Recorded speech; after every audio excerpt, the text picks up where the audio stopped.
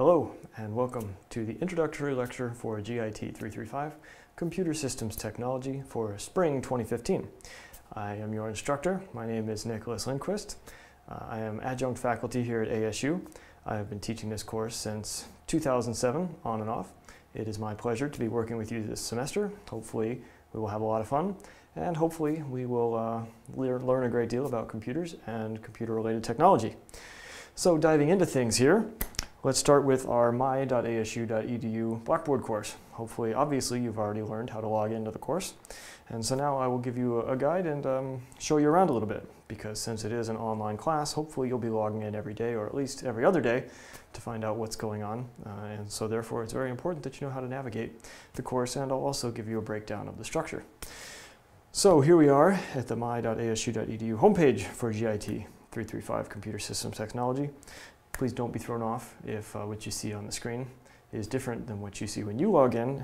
That is to be expected as I'm an instructor and you're a student. So here we have the welcome page. Here's a little bit about me. As I said, my name is Nick Lindquist. Instructor for this course, a very brief biography. I earned my bachelor's degree in broadcasting from ASU way back in 2001. At the time, I was working at a television station on campus, and I was really into it. So I thought it would be a good idea to study broadcasting, which may or may not have been a good idea, but that's besides the point. So I came back to school, and I got a master's degree from the Graphic Information Technology program out here at Polytechnic, which has led to me teaching this course. As you can see, you can read a little bit of this on your own if you have any interest whatsoever, but here's a little background about my interests. I'm a bit of a computer nerd. I enjoy very much playing with computer hardware and software and conducting twisted experiments with computer technology. I enjoy taking new computers and making them do things that are very old, incorporating old technology, and then I like to do the exact opposite, starting with old computers and trying to make them do really, really new things. For some reason, these things amuse me. They don't really seem to amuse my wife, however, as I have many old computers in my garage, and just a bunch of junk, frankly. But it has all been moved out of the house and into the garage, so she's okay with it. I'm okay with it. I've come to grips. I've come to accept what I am, and hopefully it behooves me in teaching this class. So anyway, that aside, here is our Blackboard course. As you can see right now, there are no announcements, and also don't be thrown off by any Fall 14 content that you may happen to see while we're going through this. I haven't updated everything quite yet. So the course calendar actually has been updated. Now this is a Google Calendar, and if you have any trouble viewing this, please let me know. So as you can see here, on January 12th, the class starts, and the way that the class starts is very predictable. Every week is exactly the same. So each week starts on Monday at midnight, and it ends Sunday at 11:59. So Module 1 begins on midnight on January 12th, and hopefully you'll be up at midnight getting started on this stuff. Not really. You have all week long to get through Module 1, and Module 2 will begin the following Monday at midnight. And if you come over here to weekly modules, and then click on this again, you will see, and as I said, this is Fall 14. But here are the 7 or 8 modules for the course, and each week there will be a new one. And inside of this module, you will see everything that you will be responsible for that week. So everything is very compartmentalized, and everything is very modular in the modules. So it is very predictable, easy to access the information, and hopefully there won't be too many surprises. So here we have down here to do in this module. Typically you'll have a lecture to watch. There will always be something from the textbook to be read. You'll have to participate in the discussion board, which is our way of bringing everybody together so that we can all get together in a discussion board and communicate and have the next best thing to the face-to-face collaboration and interaction. And then we'll have, let's see here, usually there will also be an assignment as well. So that's the module, and frequently there will be quizzes too. So each week you will have some combination of those items, and as I said, you can access the weekly module at the beginning of each week to know what you will be responsible for that week. Down below, we have the lectures for this course, and each week there will be another lecture covering that you will be required to watch, covering the information from that module. And somewhere in here, I break down the different subjects that we will be covering. So for that, I will go to the PowerPoint. Okay, so to begin with, in the first module, we will be talking about a general overview to information technology. In the textbook, this is called Your Digital World. Roughly pages 1 to 50, we are using a more modern version of the textbook, and this is the first semester that we're using the textbook. So the page numbers might not be completely correct. So we'll be talking about general things like email, integration with cell phones and smartphones, the internet. How exactly does the internet work? Such a fascinating thing, the internet, isn't it? We'll be learning more about that and describing what it really is, what it was before, and where it will eventually be going. Who knows? And then in the next section here, we have more about the internet, exploring cyberspace. So we talk about connecting to the internet, which is a very simple thing nowadays. It's not like we still use dial-up. I may be dating myself here, but just to date myself a little further, my first computer was an Apple Lisa, and I still remember my dad, the sound that a modem makes when it connects. You know, I'd go into the office and if you pick up the telephone while someone else in the family is on the internet, Nick, did you pick up the phone? I told you I was on the internet. Hopefully you are still young and you don't remember those things, and you'll never have to. Anyway, so connecting to the internet now is very simple. You just turn on your computer, voila. Well, we'll talk about the various technologies underpinning the internet and how it works. Such a fascinating thing, really, if you think about it. And in the World Wide Web, how that differs from the internet. We'll talk about email and other ways of communicating over the net, and blah, blah, blah, and et cetera, and et cetera. So, Chapter 2, exploring cyberspace. Chapter 3, tools for productivity and creativity. That's the first chapter, I believe, the only chapter in which we go over software. There's two different types of software. There's system software, which would be the operating system, which is essentially the traffic cop. That tells your computer how to open this application, do this, that, and the other. It directs the traffic.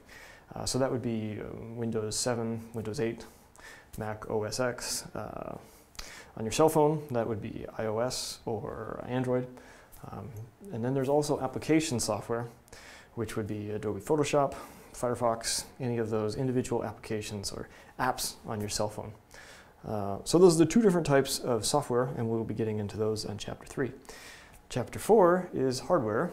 So there's two chapters on hardware. The first one is the CPU, the central processing unit of your computer, the processor, and storage, which would be like the hard drive, where the data is stored when your computer is turned off. There's two different types of storage in your computer. There's volatile memory, and then there's non-volatile memory. And then the volatile memory, whenever your computer loses power or it's shut down, everything in the volatile memory is wiped out.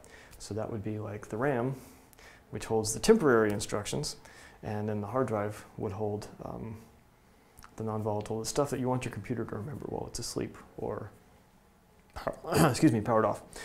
So anyway, that's hardware, CPU, and storage. And then the next chapter, Chapter 5, gets into peripheral devices, input hardware, like a keyboard, or perhaps you have one of these really fun styluses. This also would qualify as an input device. And then output hardware, your monitor would be an output device, or your printer, something that takes data from the computer, information from the computer, and exports it into the real world in some way. Next we have communications, networks, and safeguards in the wired and wireless world. More interesting stuff there. We'll talk about networks, basically how those work, how those computers get together and talk to each other. Wired, wireless, and we'll talk about cyber threats, hackers, and safeguards. Some of this stuff is extremely fascinating. We live in a time when these sort of threats are becoming more and more and more interesting, and I'm particularly very interested in these.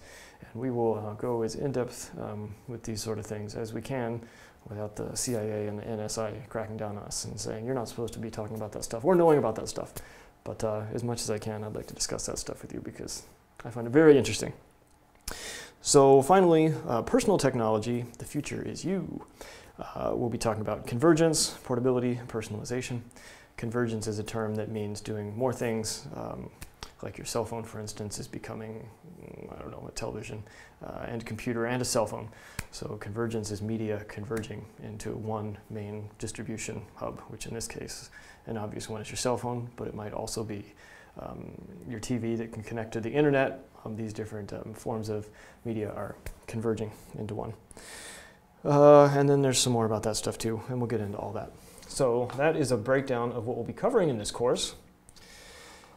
So let's talk just a little bit more about the Blackboard course. So here in assignments that you see, whenever you have an assignment, for in this case it will be the Deep Web assignment, where do you see here,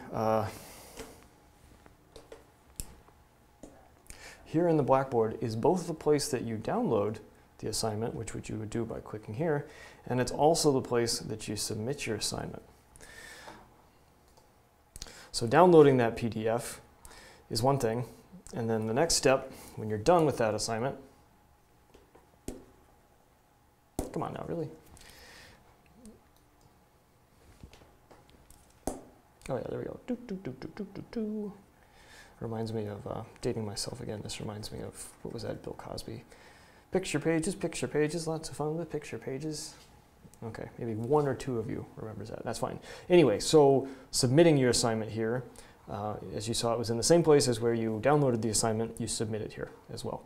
So please don't email it to me. There's like 90 students in this class, and it's like a deluge of email. And if you start, it's great when you email me when you have questions, but when everybody submits their assignments via email, it's like, oh my gosh. So instead, it's mandatory that you submit it here in the assignment section. So all of the assignments for the class are in there, and we'll get into those in more detail. You don't have to worry about those for the time being. Here's the discussion board. Various quizzes and tests will be here. Here you can access your grades, which you'll definitely want to do. Email, and as you'll see under the email, you have the option to email all instructor users of the course, which is which is me. So if you need to email me, there's where you would do it. And then there's some other good stuff down here you're more than welcome to peruse at your leisure. Another thing that I would like to talk to you about is, back on the subject of assignments, we will be having something called a technical project at the end of the semester. Now, the technical project is something that used to be strictly a written paper, and the requirement was, and still is if you decide to take this route, it was to write a 10-page paper on a subject of your choosing. To me, that's still a legitimate way to assign. It's still a legitimate way for you to learn, but however, I wouldn't take that route. So your two options are to write a 10-page paper for the technical project, or you can do a technical presentation. So the way this will work is later in the semester, after the first few weeks, I'll start talking about this, and I'll do another recording going into more details. But you can decide if you want to write a 10-page paper on a certain technology of your choosing, or you can give a technical presentation and deliver that online. So in the same way that I'm standing here in front of a camera, and I'll be doing some Presto Changeo software editing and then putting this online for you to view, you can choose to do the same thing yourself, and instead of writing a 10-page paper, you can present your subject. And this can be in any, there's a number of different ways to do this. And the reason that I like to do this is because we've all written papers. And if you do write a paper, by the way, you must adhere strictly to the MLA or AMA format, because it still needs to be a college level paper. I really hate that I have to say that, but sometimes I get like Fisher-Price papers, and it makes me sad, because it means no effort has been applied. So anyway, but I feel that more can be learned from going outside your comfort zone, perhaps, and finding a way, and however you decide to do this is up to you. I just want you to grow in technical skills to record yourself, audio and video. Perhaps you want to do screen capture, perhaps you want to do some editing, whatever it takes to present, whatever it is. It needs to be about the same equivalent as 10 pages written. Another thing I'd like to mention is that in an online course, most students don't realize this, but it very quickly becomes extremely easy to gauge a particular student's level of effort. And how I grade in this course is on perceived level of effort. Lots of students come on in here, and they know a great deal about computers. And for that student, it might take them 5 or 10 minutes to complete something. And that's great, but if there's another student, and we do have some students who come in here, and their knowledge of computers is it hasn't developed yet. They have a lot of room to grow. And if that student spends 5, 6, 7 hours working on something that is technically not superior to the other student, well, I'll give a much higher grade to the student who's just starting out. And it carries over, guys. It's so obvious. I mean, when you submit something to the discussion board, when you submit an assignment, I will grade on perceived level of effort. So please apply yourself to this class, and the harder you try, the better your grade will get. I kind of lost my train of thought. I'm not sure where I was going there. Oh, that's right. So if you do decide to submit your final project, a written final project, it will be checked with plagiarism, anti-plagiarism software. Now how this works is when you submit your assignment, it gets uploaded to a place called Safe Assignment, and it runs a check against all the papers that it has submitted to its database ever before, and also everything on the internet that it can find. And then it returns it to me, and only after that time do I get to see and grade your paper. And the reason that this bears mentioning is because last semester, one of my students submitted a paper to me that was 72% copied directly from Wikipedia. And that put me in the awkward situation of not wanting to fail this student, but at the same time being very frustrated and disappointed that he or she would take such an obvious shortcut. Obviously, that is a very, very low level of effort. And unfortunately, I do have to adhere to an academic integrity policy, which when something like that happens, I do have to let my department chair know. And then she takes it out of my hands there. But I'm sure that process is not very pleasant. And so please, please, please, please, please, only submit your own work, because I would very much like to give all A's in this class. And there's absolutely no reason that I can't do that. Because if you are one of those students that I mentioned who's just starting out, I really enjoy working with students like that, and get in touch with me, and I will help to raise your technical IQ, your technical level, and we'll get you to the point where you feel much, much, much better with technology at the end of this class and earn that A. So there's no reason that everybody can't get an A in this class, because as I said, everything that you need to do is laid out there in the modules. There's really no surprises. I give you plenty of heads up. Everything from the very beginning of the semester is available for you to look, so if you really wanted to, you could go through and finish all the work right away. That's not a problem. I don't have any problem with that. Right, so there's no reason that everyone can excel in this class. All you have to do is try. Try, try, try. Just like life, that's my motto for life. All you have to do is try. Okay, so here's a breakdown of how the class will be graded. There are 4 quizzes in the course that you'll run into, and I'll give you advance warning of those as those. They're worth 25% of your grade. Assignments are worth 20% of your grade. The midterm exam itself is worth 15% of your grade, and the technical report that I mentioned is worth 20% of your grade. And the comprehensive final exam is another 20%, adding up to a robust 100%. Here's a little bit more about the technical report. Here's a little bit about the textbook. I probably should have gotten to that earlier, but here is the textbook that you will need for the course inside of Course Essentials. I don't know how I came to skip this section at the very beginning, but Course Essentials is at the very beginning here. You will see a course outline for everything, and this is already updated, and so I'll open this in just a second here. Here's the syllabus, as hopefully you've already downloaded and read. And of course, I have to give the stipulation that the faculty member reserves the right to alter the syllabus at his discretion. Hopefully that won't become necessary, because I've put a great deal of forethought into this, but if it does become necessary, I need to say that up front. Here's the textbook, and as I said, it's the 11th edition, which we've just started using this semester. So I'll give you a quick breakdown of the outline, and then I think we should be just about done with this introduction.